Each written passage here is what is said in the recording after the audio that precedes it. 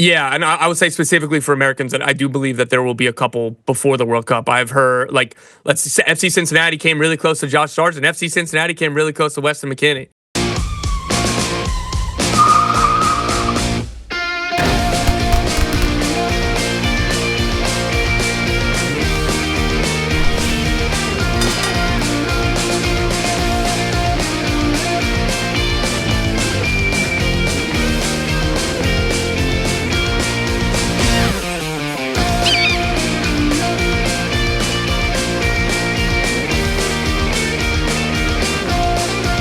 Hello, Sunshine. I'm Alexi Lalas, and welcome to the State of the Union podcast, where we look at the beautiful game on and off the field through the lens of red, white, and blue-colored glasses. This show, well, it's a very special show because we will be interviewing Tom Bogert, the MLS and US Men's National Team Insider, and over there for Give Me Sport and for CBS. And we'll be talking to him about all sorts of things, including breaking news and sources and transfers and the Knickerbockers and the US Open Cup and so much more. But first, joining me, as always, my friend, my colleague, my guiding light, David Mosse, a soccer savant and a Fox Soccer researcher and writer extraordinaire. Mosse, how you doing on this? Well, listen, we are recording this on Monday, February 3rd, but you're probably listening to this on Tuesday or Wednesday, February 4th or 5th. How are you, Mosse? I'm doing well. The weather in LA was pretty funky this past weekend. On Sunday afternoon, I got home from a late lunch with a friend, 3:30 in the afternoon, and it was a beautiful day. Yep. And I'm reading this terrific book right now, Oh, Jerusalem, about the Israeli-Palestinian conflict. And I thought, you know what? I'm going to drive to a park nearby and read the book for a couple hours. And just in the 10 minutes it took me to drive to this park, this incredible fog descended on the west side of Los Angeles. And by the time I arrived, it looked like that Bears-Eagles playoff game in 1988. The vibe had completely changed. So you don't get a lot of the, well, I live down near the beach, so I get a lot of the marine layer. And so this is nothing new to us. But even last night, I was picking my wife up at LAX, and it was socked in from, and it wasn't just a marine layer. It went all the way into the inland. So I know exactly what you're talking about. It's a little freaky sometimes, but it is something that we deal with for, like I said, the beaches on a continual basis. And usually it kind of burns off as we get through the day. But this one was just, as I said, just socked in and right there. So I can see how eerie and weird it might have been for you. Did you watch anything, my friend?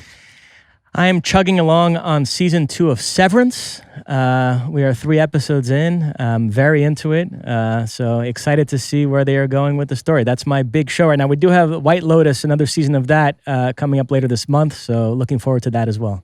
I have one thing to offer when it comes to what we watched. And, sometimes I'll be going down a rabbit hole of stuff that I may or may not watch. And a lot of times, the well is empty. And so I'll just come across something and it'll pique my interest for a second, as was the case here, where I watched a film. I never even heard of it. It's called Meteor. Came out in 1979. It's a science fiction movie, and it stars Sean Connery and Natalie Wood, among many. I mean, look at this cast. This is insane here. Sean Connery, Natalie Wood, Carl Malden, Brian Keith, Martin Landau, Richard Dysart, Henry Fonda. I mean, the list goes on and on and on of these incredible actors. It is the biggest piece of crap movie I have ever seen. I don't know what they spent on it. I don't know how they got all these people to be a part of it. And look, I know that sometimes when you watch older movies, especially when it comes to sci-fi, the technology available at that point leaves something to be desired. But this is just insanely bad. And as the title kind of explains, there is a meteor heading towards the United States, and all of these different people in their different capacities, from the president to a representative of Russia, have to come together and knock out these meteors that are coming, but not before they've already hit at different places and done some incredible damage, at which point we see, the miniatures of everything like that. So I'm not recommending it, but if you just want a blast from the past that shows how far we have come in terms of the technology, check out Meteor. Mosse, should we light this candle? Let's do it. All right. As we mentioned off the top, we have a wonderful interview with Tom Bogert, and we've wanted to get him on for for a while now. He has kind of made his name when it comes to breaking news in the American soccer culture, and he is must follow, if you will, when it comes to all of the different news. And he, more often than not, is the one that is breaking news when it comes to transfers and stories that are happening out there. And I've met him over the years, and he's incredibly smart when it comes to the game. He's had an incredible background, and he has carved out this niche. And I'll mention this to him, but it's not an easy type of thing, Mosse, to be in breaking news. And especially in the age in which we live right now, where news is just, constant.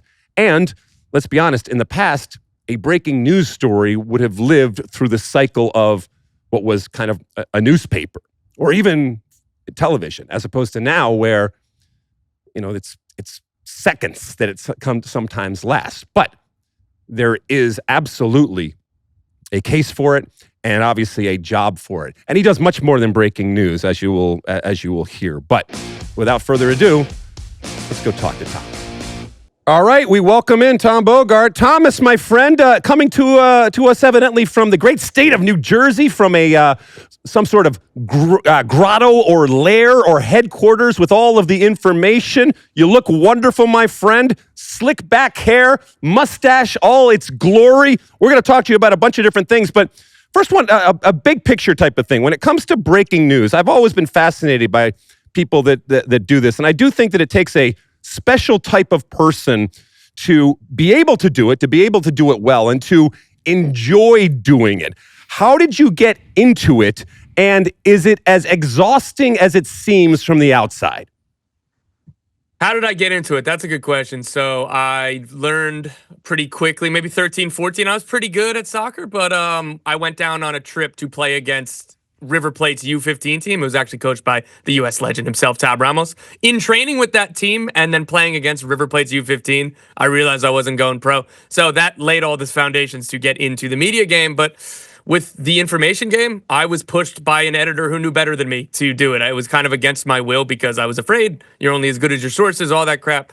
And I wanted to think that my opinions always mattered on talking about the game, having tactical views or whatever. And he said, no, I think you have a knack for this. I think you're good at this. Just trust me. So I was pushed against my will to it. And to this day, I owe it all to Simon Borg, MLS legend.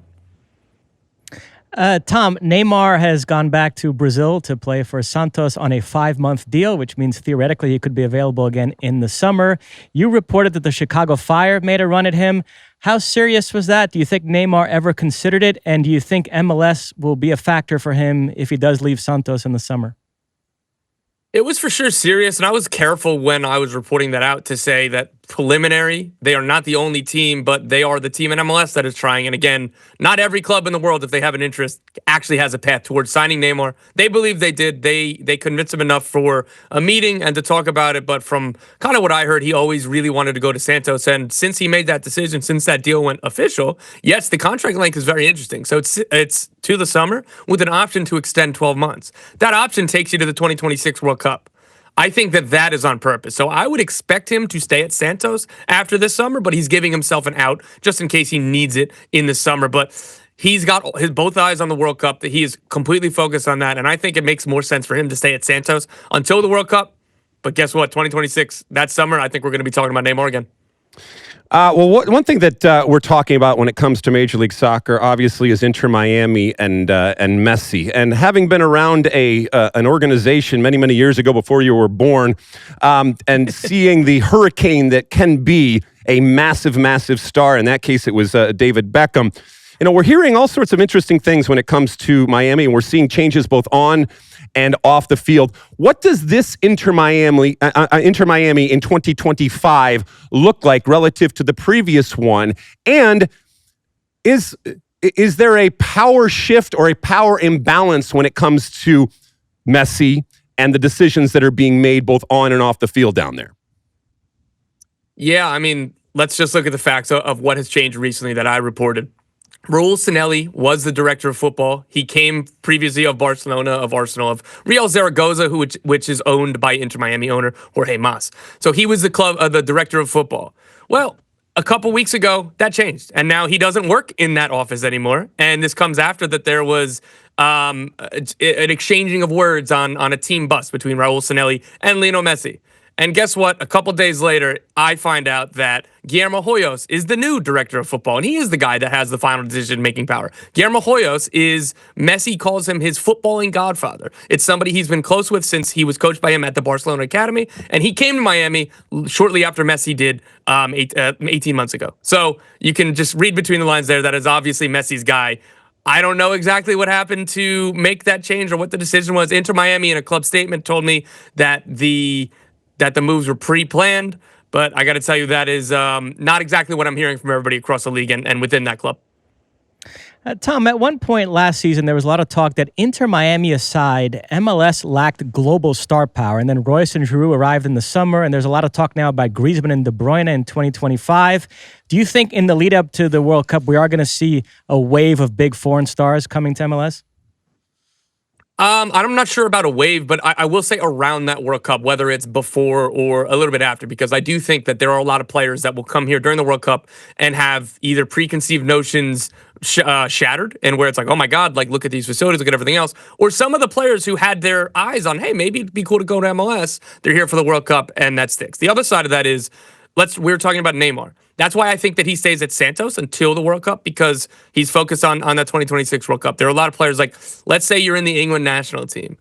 It's unlikely that you come to MLS and then you still have a chance to be on that World Cup team. Well, after the World Cup, there might be players who stay. As for Americans, I do believe that we're going to see one, maybe two players from this current team that are going to come back to MLS. I think it's going to be very, very lucrative. You think of Clint Dempsey and you think of Michael Bradley, Josie Altidore before 2014. I think that there's a probability that happens for a couple players before the 2026 World Cup, because I know MLS will be incentivized to want that happen, to want to have some American stars in the league before the World Cup starts. And then I think, again, after that, when there's, say, players that maybe it was their last World Cup, whether they're from America or elsewhere, that stay around MLS and are interested and want to stay in the league. So you're saying you think that current U.S. men's national team players that are playing in Europe will be coming back before the 26th World Cup and after the 26th World Cup. Is that what you're saying? Yeah, and I would say specifically for Americans that I do believe that there will be a couple before the World Cup. I've heard, like, let's say FC Cincinnati came really close to Josh Sargent. FC Cincinnati came really close to Weston McKennie. FC Cincinnati has an open DP spot. I don't know if they're going to fill it this winter or not, but you look at the summer, Josh Sargent is a guy that I think makes a lot of sense for teams if they want if they can spend that money. St. Louis wants him. Chicago Fire have a DP spot open. Greg Berhalter as a manager, I'm sure that there are players that he would maybe want to bring along to this club, but any team with big money and big ambitions, I could see them going for, again, McKennie, Josh Sargent. Haji Wright is a name that I think could make sense. You can go on down the list. Luca Della Torre already came back. We'll see exactly who it is, but I firmly believe that. Do you see any of the machinations and the rules and regulations changing? I mean, hell, we've already seen here with Joveljic and the ability now where there's intra-MLS transfers that involve money, actual money, as opposed to TAM and GAM. Do you see more of that happening as we barrel towards 2026? And what would you like to see change when it comes to the way MLS runs its business? We'd love to spend other people's money, but if you were in charge. No, that's such a good point, Lex. Like we all talk about this with teams. Like there is going to be some room between, sustainability and but also not spending crazy, like, a Chelsea of the past or the Saudi League, right? Like there's something in the middle. There can be more ambition, but we're not going to survive if we run it like that. So I do think that there will be changes. I don't know exactly what. There will probably be in the form of new rules. And again, like the internal cash trade market, instead of it just being called transfers, they have their own reasons. That's whatever. But it would be something like that where maybe it sounds a little complicated, but it'll be real. What I want to see, and I talk to sporting directors, and every time I ask this kind of question, the vast majority responds the same. Just give us a hard salary cap. Call it 20 million, whatever you want to say the number is, something like that, and 2 DP spots, and 8 international slots, and that's it. No more allocation money, no more this, no U22, whatever, right? Like, give us the flexibility to spend on this, because you look at a club like Atlanta United right now. One, they have all of the money they could ever want. They've always been one of the most ambitious clubs, financially especially. But right now, they just got $45 to $50 million in the summer. they can't spend it on the entire roster. So they spend on Miguel Almiron, Emmanuel Latte Lath, and they already have Alexi Lalas from the summer. What would be probably more beneficial is maybe you just sign Almiron for big money or one of those three, and then instead of just 3 players you're spending on, it's roster spots 4, 5, 6, 7, 8, 9, 10, because that is the difference between the biggest Mexican teams and the biggest MLS teams, because those biggest Mexican teams, they've got, 9 DPs because they don't have restrictions on all those slots. Why don't you think that MLS does that? Is it just a vestige of the power struggle and the worry that there weren't enough people in charge that were going to make the right types of decisions if you gave them the opportunity to spend that type of money? Yeah, I mean, this league has been resistant or hesitant to change. What they say is that they're being careful. They don't want anything to be knee-jerk. They don't want to change for the sake of changing or just change on a whim where in a couple years maybe it doesn't make sense. I think that has bitten them a little bit of how slow that they've been with Lionel Messi coming, and we were expecting changes more before the start of 2024. That didn't really come, and everybody I talked to said there's big changes. There are bigger discussions coming for 25. I'm still told bigger discussions moving forward. That's where, Paul Tenorio of The Athletic was the first to report that the league is seriously considering changing the calendar. Like, that would be a huge change, and I understand that can't go overnight. But, Alexi, these roster rules, they can be changed overnight, and sometimes they are. Like, last winter, there was momentum for the change between the DPs and the U22 initiative stuff, and that didn't get passed. Well, some teams, Charlotte FC are one. Charlotte FC signed a player, Liel Abada, as a young DP, back when that meant they wanted to have 3 U22 initiative slots. 2 months after he was signed, they finally did pass that you don't need to have a young DP. You could have 3 senior DPs and 3 U22 initiative players. So Charlotte's like, well, we made an $8 million decision based on the current rules, and then they got changed a few months later. They got screwed. Tom, you mentioned Almiron coming back to Atlanta. When Atlanta sold him to Newcastle for triple the amount they had spent for him, everybody thought that was going to usher in this new era in which MLS was going to serve as this bridge to Europe for young South Americans and make a huge profit on those players.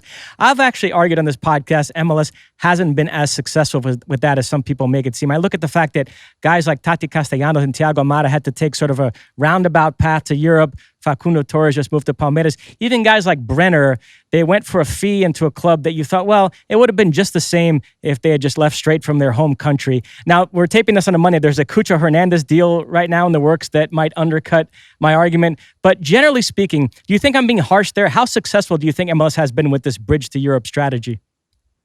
I think it's been successful, but it's fair to critique. It's fair to say that it's not been 100%, and particularly with the Miguel Almiron, what the league was doing so well, what was that deal, 2019 in Newcastle? The league had done so well in the previous years this is the best way to grow the league, to make it better and then partake in the global transfer window. So what Atlanta then did and said, okay, well, we bought Miguel Almiron for whatever it was, 5 or 7 million, and sold him for 21 million up front, 19 million up front plus add-ons.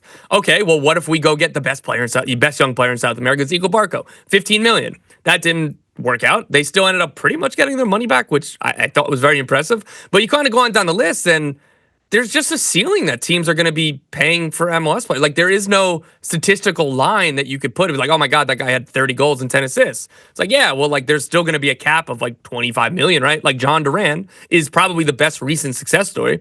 He was bought for $2 million by Chicago Fire. He was here for a year, and they sold him for $18 million up front, and that was huge. But that record, the record of Miguel Almiron and then Thiago Almada set a new one. That was 21 million up front. They bought him for 16.5 million. So just the return on investment percentage-wise, it isn't the same as a Miguel Almiron one, just because, again, there is a limit that European clubs will spend on an MLS player. They need to show stats other places. I guess you could loan somebody abroad and then you get maybe a bigger fee. But I think that with Miguel Almiron, when that happened, we were wow, where is the ceiling here? What if there are better, higher caliber players that come to MLS? And it's teams aren't going to be spending beyond 25, 30 million. Real quick, before I want to turn to some Open Cup discussion, Mosse mentioned the deal for Cucho, the potential deal. Again, we're recording this on a Monday to Real Betis. Rumored $16 million. When you look at that, and Mosse was explaining to me this, you ever heard of this basketball player, Mr. Doncic? Is that his name? Evidently, he's in the news right now. Mosse was explaining to me about all the different way people are looking at this and framing this deal. Would that be a good deal if it ended up being for $16 million? Not just the money part of it, but losing, arguably your best player, a star in the league. Is that a good deal for MLS? I go back and forth on this one, and I think that these are all nuanced. I think these are all case by case because, yes, in general, they signed him for $10 million, and part of the pitch when they signed him was, come here, you're going to be a star, you're going to play well, you're going to play all the time, and we trust us. We believe you can get back in the Colombian national team, and also we'll sell you back on to Europe because we know where your ambitions lie.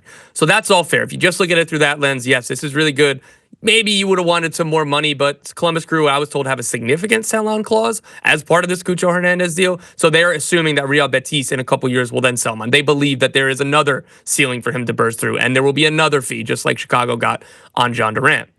The other side of this is, from my reporting, about a month ago, I was told Cucho Hernandez would be ready to stay with a new contract. And he wasn't being entirely unreasonable on that contract. Maybe his mind changed as Real Betis, and I don't know what the other offers were. I know other teams were in for him.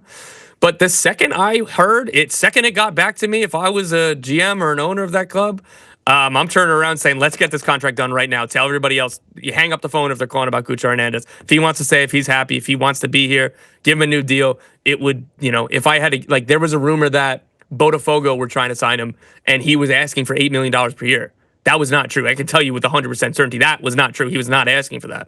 So even if we're being conservative, we call it $5 million a year. That's 6th to 12th best paid player in MLS. He was second in MVP voting last year. He loves this city. The town loves the city loves him. Everything worked out perfectly. The coach and him and I would just keep this going as long as I possibly could. And if him saying I would stay with the new contract, I'd be writing a new contract. All right. As I mentioned, U.S. Open Cup, the cluster that is the U.S. Open Cup, especially over the last couple of years and in particular relative to Major League Soccer. Thoughts on, is it relevant to MLS, to U.S. Soccer? When I say U.S. Soccer, not capital U.S. Soccer, but just the U.S. soccer landscape in general right now. And what needs to be done if you are a lover of the U.S. Open Cup in order to make it more relevant going forward? Smarter people than me are trying to figure out the answer to that question. I mean, what I'll say is, first and foremost, obviously as a fan as well, yes, it's an improvement that I think 16 MLS teams are in the Open Cup this year. While that's nice, it should always be all of the teams. What I think that could help is if MLS and the MLSPA agreed on ways to have better mobility between the second team and the academy with the Open Cup games, that there'd be exceptions. I understand that maybe the MLSPA wouldn't love that because they don't want the players getting taken advantage of or more free labor. I understand. Again, smarter people than me are in these discussions. But just from the outside and kind of a base level, I think that's one way to alleviate the concerns about fixture congestion and everything else, and you only get so many short-term call-ups for these players, and you need to have X amount of players rostered, whatever, right? All American MLS clubs should be in the Open Cup every single year. There shouldn't be a question. There shouldn't be a debate. I like the idea of caring about player safety and limiting the fixture congestion. Don't do best of 3 first-round playoffs. I don't know. That's just an idea off the top of my head. So there are ways that you could get around this without sacrificing the Open Cup. Tom, to hop back to the transfer market for 1 second, we know you mostly focus on MLS, but you also have your eye on U.S. national team players abroad. It was actually a quiet window in that regard. Looking ahead to the summer, we know Pepe just signed a new deal at PSV. You've got Gio Reyna unsettled at Dortmund, Matt Turner situation at Crystal Palace. Who's the one U.S. national team player you most have your eye on for a potential summer move? So I'll give you a few because that's just how I talk. Instead you ask for one, I'll just talk for a while on a few. So Weston McKennie. Are we going to do this thing all over again with a new manager or the current manager saying, I don't want him here, and then he wins them back? Is he actually going to leave or not? That's one. I talked about Josh Sargent before. That's another. He's been excellent for Norwich City. What happens at the end of the season with him in this club? Does he go on to the Premier League? Does he go to MLS? I don't know. Gio Reyna that's probably the biggest one because he's the most talented of all these players. I don't know what happens, right? I want him to be somewhere where he's fit and able to play. So first and foremost, that starts with his body. Is he going to be able to play all of these minutes? And hopefully the injury concerns in the past, we'll see. We need him to be somewhere that is playing regularly and continuing to grow, continuing to show all of his talent. And then you talked about Matt Turner. yeah, we don't want him to be the backup for Crystal Palace, and we certainly don't want him to be third string, maybe fourth string by now at Nottingham. I don't know. They sign a goalkeeper every few weeks, so I haven't checked in on if they've signed another goalkeeper, which would push Matt Turner further down the pecking order. What's difficult here is he would be a guy who makes sense to come back to MLS, but he's probably making more money than 1.7 million in England, and I use that as a number because he would need to be a DP if he's making that much more money in MLS. So I understand the financial side of things would be really tough for him to come back. So hopefully there's a solution. There was a German team and a Spanish team who wanted to sign him on loan in the summer. Nottingham Forest were saying, we don't want to sanction a loan deal. We won't do it. So those two teams moved on to other targets. And then on deadline day or the day before, they said, all right, we'd be maybe okay with the loan. That's how the Crystal Palace move happened. The idea wasn't for him to go be a backup somewhere. But I was like, all right, this is better than being third string, I guess. All right, Tom Bogert, we're going to finish it up here. I got a couple of... Oh, wait, Mosse has one more question. Then I want to wrap up with a couple. Go ahead. Can I ask a non-soccer question as Absolutely. my last question? Tom, you and I have the same favorite NBA team. Would you trade Mitch Robinson, or would you bank on him actually getting healthy and providing some depth the rest of the season? What do you think? The trade deadline in the NBA this week. I hope Mitch can come back healthy. I like it, but if he's not, what are you going to get for him anyway? So it's a tough crossroads, but I still think that this team can go up another level with Mitch Robinson's defense. So I keep him. Go Knickerbockers. He plays for the Knickerbockers of New York. Correct. Yes, I've heard of them. Yes. All right, Tom. The favorite story that you've ever broken? Probably Gareth Bale. That was the biggest one. LAFC. The story that you didn't break, but you almost broke it, and you got pipped at the final hour there. I feel like that there's been a few, or I'd be waiting on the phone. I'd be on the phone with somebody telling me as I'm typing it up, I see Fabrizio Romano or somebody pulls it up. So there's been a few of those. I try not to focus on them, or I'll get mad because I'm super competitive, and that's a way to get upset. So nothing is coming to mind right now. What is your way of breaking stories in terms of confirmation, in terms of sources? How many are there? Multiple sources and primary. So this isn't the kit man telling me something he heard in the locker room or the janitor seeing something on a piece of paper. These are as close to primary sources as possible. You ever been burned on a story? I've never been burned. I have a really good detector of when I'm either being misled or embellished.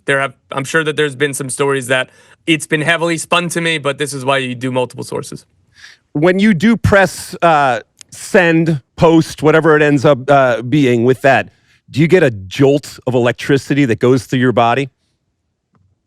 Depends. There's that, but I have a unhealthy amount of anxiety, I'd say, which a little healthy amount of anxiety is why I have a good detector of what could this person's angle be, what are they messing with me. But the unhealthy side of the anxiety, and this has gotten at least a little bit better with time, but the unhealthy side is, what if 3 people were all lying to me and saying the same thing independent of each other, and that's just what's happening right now, and it's not really going to happen. So those are what happens. It's the good and the bad. All right, last question, and I ask everybody that's involved in soccer, and you, my friend, are involved in soccer, and thank you so much for spending time, and I think this is your first time on the show, so introducing yourself. I finally got the call. I know, listen, we're so happy to have you here, but I ask everybody this, and I'm always interested in what people say. Best thing and worst thing about American soccer. It could be big picture, small picture, on the field, off the field. Give me the best and worst thing about American soccer. Best thing is the supporter culture. Going to these games, being at these games, it's really beautiful. Not to get too serious or romantic about it, but being at some of these big events, it's just unbelievable. Seeing like LA Galaxy for the final, Alexi, like back in the day when they were all conquering. I wasn't old enough. This was the first time I was in the Galaxy Stadium, and all the history there and what it was like just completely blew me away. So that would be the best. Worst thing for me is maybe that it's too slow to, take off training wheels per se. That was an argument for a few years, so I'll kind of say that. Awesome. Mosse, anything before we go? Let me just say, if I ever leave the State of the Union podcast, I'm going to leak the story to Tom first so he can report it. There we go. Well, he's going to need confirmation. Deal. He's going to need a second source, so he can come to me for that. Hey, listen, you got work to do, my friend. Hopefully, we'll see you at some point out there on the road. Do you want to let anybody where they can find you? Tell everybody where they can find you. Yeah, just Tom Bogert on social media. I do a podcast called Soccer Wise. It's a lot of fun. You could check that one out. And yeah, I'm anywhere that there's soccer information, soccer tweets. I'm sure you'll find me. All right, Thomas, onward and upward, my friend. Thank you. Cheers. Okay, welcome back by the sound and the sight of the van. You know that it's the end of our show, and at the end of each and every show, I give you my one for the road. By the way, that was fun talking to Tom. And again, so everybody knows, we taped this on Monday because a lot of the men and women that work with us are on the road at the Super Bowl. We wish them well, but we appreciate Tom hanging with us. Smart guy, huh? That was excellent. Yeah, he's really good. He's really good at what he does, and he brings it also in terms of the performance and the entertainment. Let's hope it's the first of many appearances on the State of the Union podcast. Yeah, let's hope so. Let's hope he comes back. All right, it is the end of our show, and at the end of each and every show, I give you my one for the road. And we come to find out that the valuations, this is are always a big thing when it comes to leagues and when it comes to teams. Well, Sportico, which is done this year after year after year, has come out with their 2025 MLS Team Valuations with 5 teams in their list over $1 billion. The 29 teams collectively are worth $20.8 billion. Obviously, we have San Diego coming in as the 30th team this year. Now, these valuations also include real estate and team-related businesses, so it's not just specifically the team. Should come to know as no surprise, I don't think, that the number 1 and number 2 teams, the LAFC at number 1 at $1.28 billion, and Inter Miami at $1.19 billion. Third is the LA Galaxy, and it goes on from there. We'll put this up so you can see all the way down to 10. The reason why we talk about this is, as we know, whether it comes to a boat, a car, a house, or in this case, a team, something is worth what somebody will pay for it. We've had very little transition and selling of MLS teams. And so this is all on paper. This is all theoretical. In the future, we will see ultimately what the market will bear going forward. Mosse, I think I've told you before, I have very few regrets in life, and especially when it comes to business, because it's easy to Monday morning quarterback, and it's easy to kind of look back and say, oh, I should have done this or I should have done this. However, it would have been nice back in 1996 when I and others came back to Major League Soccer if I had written in one of those David Beckham types of clauses that enabled me to buy an expansion MLS team at a greatly reduced price. That would have been very nice, especially given some of the valuations that we see right now. And keep in mind that back in the early aughts, if you will, you could have had an MLS team for, $5 and $10 million. And there was a point where the league almost went away and they were almost giving them away.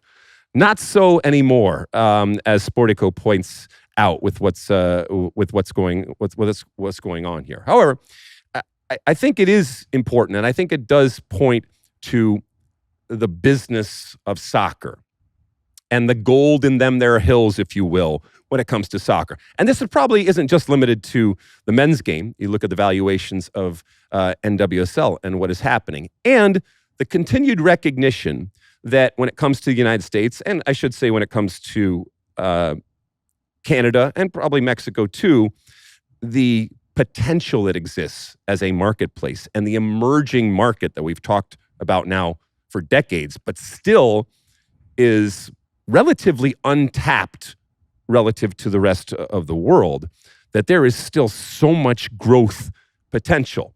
And therefore, with that growth potential, these numbers are going to keep going up. But again, I go back to, I will really be interested when these teams at some point go on the block, when we ultimately see somebody put down the $1.2 billion or something like that relative to LAFC, or the $1.19 billion relative to Inter Miami. I don't think that those teams necessarily are going to be up for sale anytime soon, but if and when that happens, then we will truly know how far, from a business perspective, Major League Soccer has done. This is a feather in the cap of Commissioner Don Garber, who has kind of steered this over the last couple of decades to have these assets appreciate and to have the valuations be what they are. But until they're actually sold, it's all just on paper, and in this case, it's all just an article from Sportico. And I'm not saying they didn't do calculations to get to these numbers, but it'll be very interesting if and when some of these teams go out there on the market and what people, when they do kick the tires, when they do get a look under the hood as to what the realities are, if they value them even close to what these numbers are. Mosse. You know, I was talking to my father about this very topic this past weekend and the values of sports franchises. And he actually said to me, half joking but half serious, you should have me on the pod to explain this stuff, value versus growth and all the rest. So even my father angling for a guest appearance on this Everybody pod. wants to be on this show, Mosse. But when it comes to your father, I mean, he has a standing and open invitation. He doesn't even have to talk about that. He can talk about anything that he wants. We have heard so much about him over the years. I have never met him. I would love to have him on the show. And yes, he can talk about that. He can talk about other things here. I know he's an avid listener. I know at times he agrees with his son. At times he doesn't. I know at times he agrees with me. And at times he doesn't. But I think it would be a wonderful guest to have on the show. You mentioned the Super Bowl. I'd be remiss if I didn't drop a prediction on the game. Okay. There will be no three-peat. The Philadelphia Eagles are going to win the Super Bowl. Is this just a gut feeling you have, or is this based on any type of thing that you have seen relative to these teams? I like the way they're playing, and I think this Chiefs luck has to run out at some point. Really? Yes. And you think that this is when it happens? Yes. Well, that wouldn't be so bad for the NFL. I think we're going to show a crying Taylor Swift at the end of this game, devastated by the Have you outcome. been to a Super Bowl before? Never been. Oh, boy. I think Fox kind of dropped the ball here. I mean, when I say we, the State of the Union, they have the podcast row and stuff like that. We should be there. You know, football, whatever. You know, we could have done some cross promotion relative to 26 and all that kind of stuff. I think Sean is looking forward to the break from us. I think you're right. I think he absolutely is, and we wish him and everybody well down there. I think it's going to be wonderful. We will watch. We will enjoy. Do you do anything special when it comes to Super Bowl? Do you have a party or anything? I will go to a party at a friend's house. Yep. Oh, nice. Do you bring something when you go there? Food or drink? Yeah, might bring a pie from Apple Pan, a place down the road here. Look at you. Look at you. All right. Well, listen, enjoy. As we said, thank you for bearing with us this week as a lot of people are traveling and around for the Super Bowl, but we got you out a midweek pod, and I think we did a good job, if I do say so myself, given the fact that our guest Tom Bogert was so good. So keep downloading, keep reviewing, keep rating, keep subscribing, keep pounding left and right, up and down over there on the old what's it called, the YouTube channel. Subscribe, smash that button, left, right, up and down. Spotify, Apple, X and Insta and Blue Cloud or whatever you want to do. I mean, however you get us, we just appreciate that you hang out with us. We'll talk to you again next week. Enjoy the weekend, enjoy the Super Bowl, and until then, and as always, my friends, size the day.